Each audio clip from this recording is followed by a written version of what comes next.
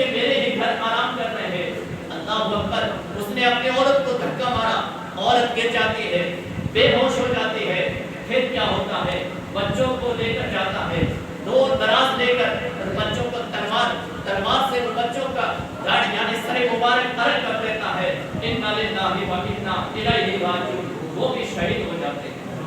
پیارے آقا صلی اللہ تعالیٰ علیہ وسلم کے پیارے دیوانوں, جو یہ کوفہ والے تھے, جو عراق کی سرزمین ہے کوفہ کے اندر, یہ آج تک بھی نہیں سمجھ سکی, آج تک بھی نہیں سمجھ سکی. جھگڑا لڑائی آج تک ہو رہا ہے, ہو رہا ہے, کل قیامت تک ہوتا رہے گا.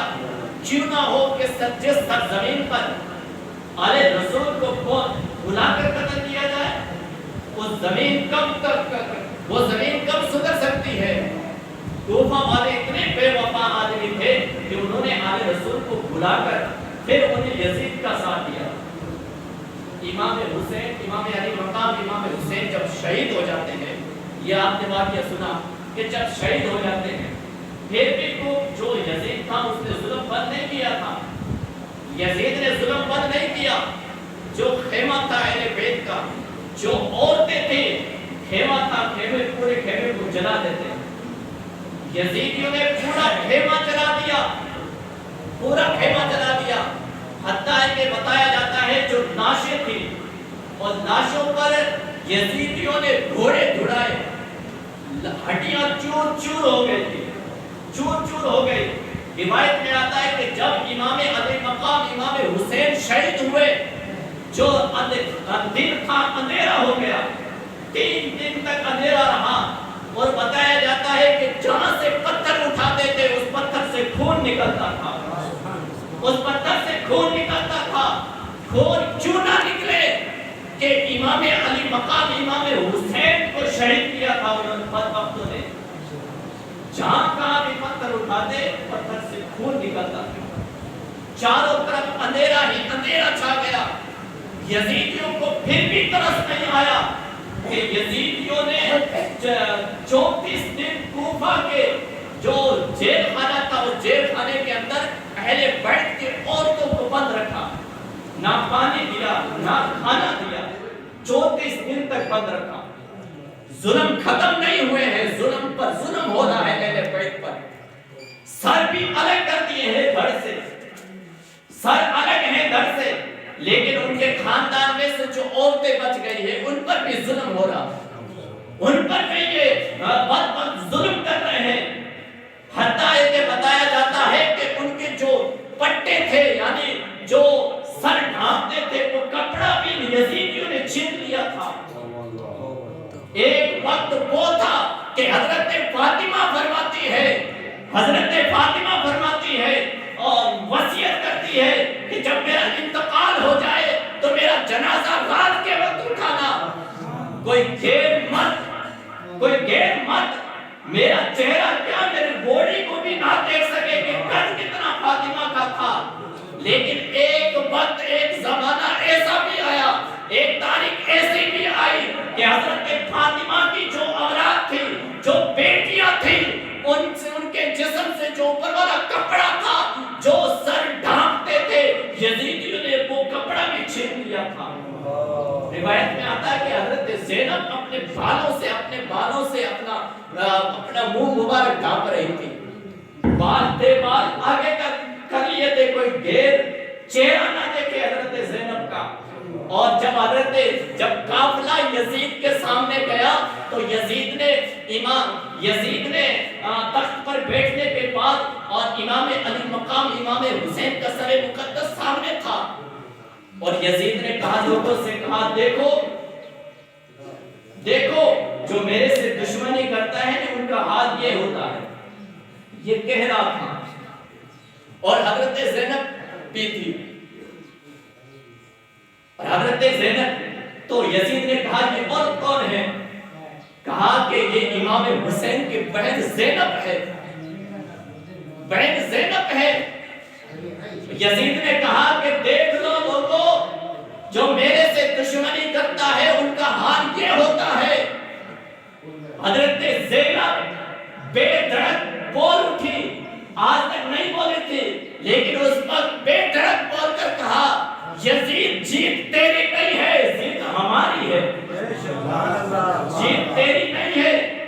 جیت ہماری ہے، تو یہ نہ سمجھ کہ سر مقدس چلا گیا میں جیت گیا، نہیں، تو جیتا نہیں ہے، جیتے تو ہم ہیں، جیتے ہم ہیں۔ اسی وقت ایسی آواز دھڑک سے جب حضرت زینب نے بولا تو یزید بھی تخت پر بیٹھا ہوا تھا، کانپنے لگا۔ اس نے کہا یہ عورت کون ہے، یہ عورت کون ہے؟ لوگوں نے کہا یہ زینب ہے، امام حسین کی بہن زینب ہے۔ پھر یزید نے حضرت امام زید العابدین کی طرف اشارہ کیا کہ یہ کون ہے؟ کہا امام حسین کے لڑکے ہیں۔ کہا یہ کیسے بچ گیا، یہ کیسے بچ گیا، اس کو بھی قتل کرو، یہ کیسے بچ گیا، اس کو بھی قتل کرو۔ حضرت زینب امام زید العابدین سے چپٹ جاتی ہے اور یزید سے کہتی، یزید سن، پہلے مجھے قتل کر پھر اسے قتل کرنا، پہلے مجھے قتل کر پھر اسے قتل کرنا۔ اس وقت ایک صحابی رسول بیٹھے تھے، کھڑے ہو گئے، کہا یزید تجھے شرم نہیں آتی کہ پورا خاندان تو نے قتل کر دیا، پورے خاندان کو اجاڑ دیا، اب ایک خاندان میں سے ایک بچہ، ایک بیٹا بچا ہے، اسے بھی تو قتل کرنا چاہتا ہے۔ یزید کل قیامت کے دن جواب کیا دے گا؟ جب یزید نے جب سنا تو یزید کے ہوش اڑ گئے۔ یزید نے تو یہ سوچ رکھا تھا کہ میں نے امام حسین کا سر مقدس الگ کر دیا، اب تو کوئی جانے والا بھی نہیں ہوگا، اب تو سب میرے جانے والے ہو گئے۔ یزید تو یہ سمجھ رہا تھا، لیکن جیسے جیسے دن گزر رہے تھے کہ امام علی مقام کا جو قافلہ تھا، پہلے بیت کی جو عورتیں تھے ان کے ساتھ زیادہ تر لوگ جڑتے جا رہے تھے۔ جب قافلہ دمشق کی طرف جا رہا تھا تو بیچ میں ایک رات کا ٹائم تھا، شام کا ٹائم،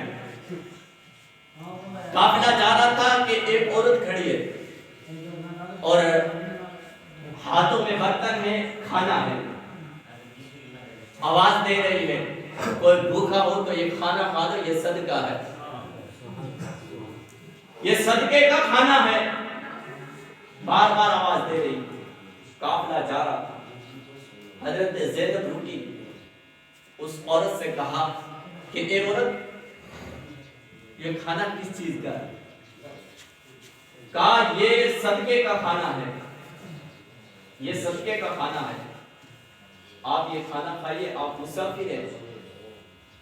حضرت زینب نے کہا کہ صدقہ کیوں کر رہی ہو؟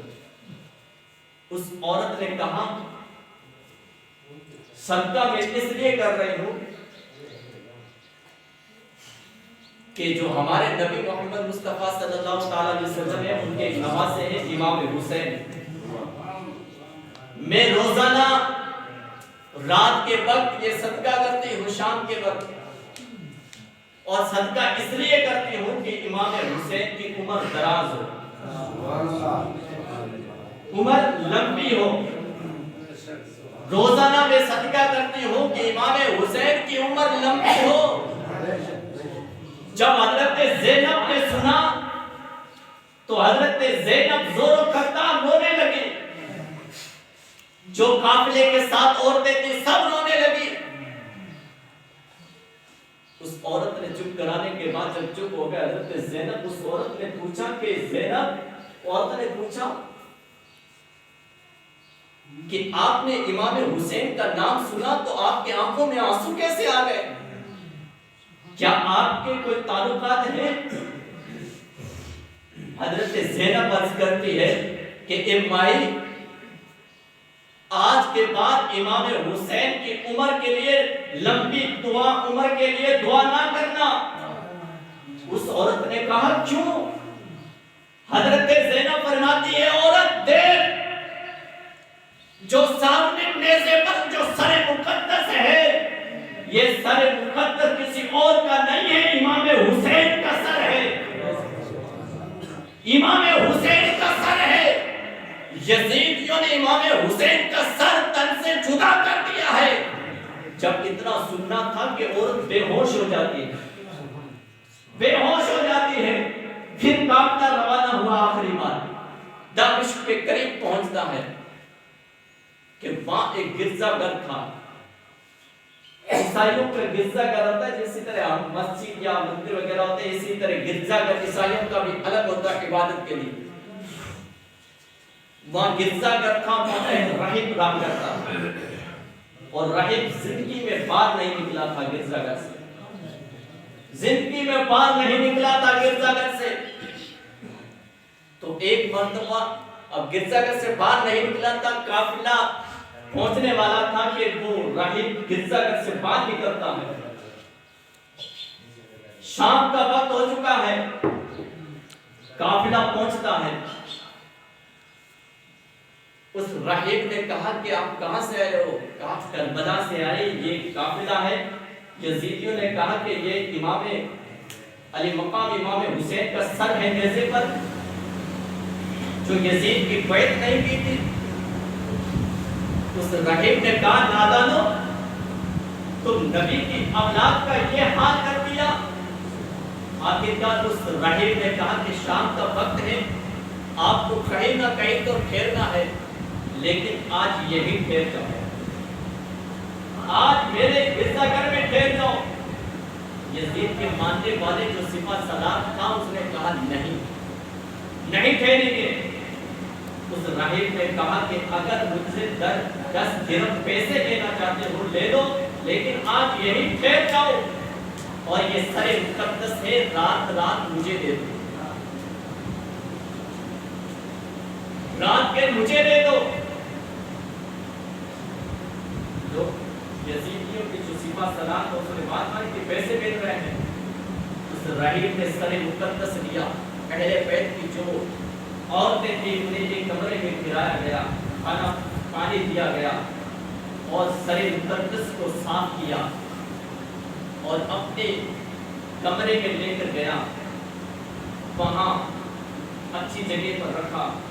اور راہب کہتا ہے کہ جب سر مقدس امام حسین کا میں نے رکھا تو اس سے لگ رہا تھا کہ جو نور کی بارش ہو رہی ہے، سبحان اللہ، نور کی بارش ہو رہی ہے. رات میں گزرے سویرا میں ہونے والا تھا کہ اس راہب نے بھی کلمہ مصطفیٰ کا پڑھ کر اسلام میں داخل ہو جاتا. سبحان اللہ. آج اسی گرجا گھر کی جگہ مسجد ہے، گرجا گھر کی جگہ مسجد ہے. لوگوں نے پوچھا کہ اے راہب، زندگی بھر تو باہر نہیں نکلا گرجا گھر سے، لیکن آج باہر کیسے آنا ہوا؟ اس راہب نے کہا کہ میں اندر عبادت کر رہا تھا، میں نے دیکھا کہ گرجا گھر کے جو دیوار تھے وہ رو رہے تھے، اور وہ پکار کر کہہ رہے تھے اے راہب تو ہمارے اندر بیٹھا ہے، لیکن اہل بیت کا گھرانہ باہر ہے. اس لیے میں اپنی جگہ چھوڑی اور زندگی میں پہلی مرتبہ باہر نکلا. امام علی مقام امام حسین کی داستان زندگی پر ہم بیان کرتے رہے، ختم نہیں ہوگی. نہ یزید کا وہ ستم رہا، نہ ظلم ابن زیاد کا جو رہا تھا، نہ حسین کا جسے زندہ رکھتی ہے کربلا.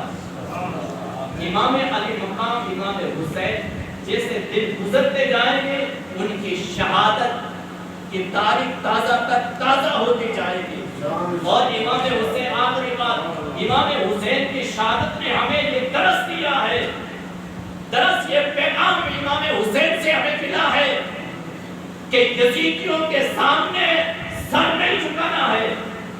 آج بھی یزید کے ماننے والے ہیں، چاہے کون سی بھی قوم ہو، اشارہ کرتا ہوں میں، چاہے کسی کا بھی کون سی بھی قوم ہو، امام حسین نے کہا کسی کے سامنے سر مت جھکانا، نہ کسی کے ہاتھ پر بیٹھ کرنا، نہ کسی کے ہاتھ پر بیٹھ کرنا، نہ کسی کے سامنے سر جھکانا. اگر امام حسین کے ماننے والے ہو تو امام حسین نے ہمیں پیغام دے دیا کسی کے سامنے سر نہیں جھکانا ہے تو رب کی بارگاہ میں سر جھکانا ہے. اللہ کی بارگاہ میں دعا کرتے ہیں مولا تبارک تعالیٰ ہم نے جو کچھ بیان کیا ہے اگر اس میں کس قسم کی غلطی ہو پھر سے توبہ کرتے ہیں اور سب کلمہ پڑھے اشہد ان لا الہ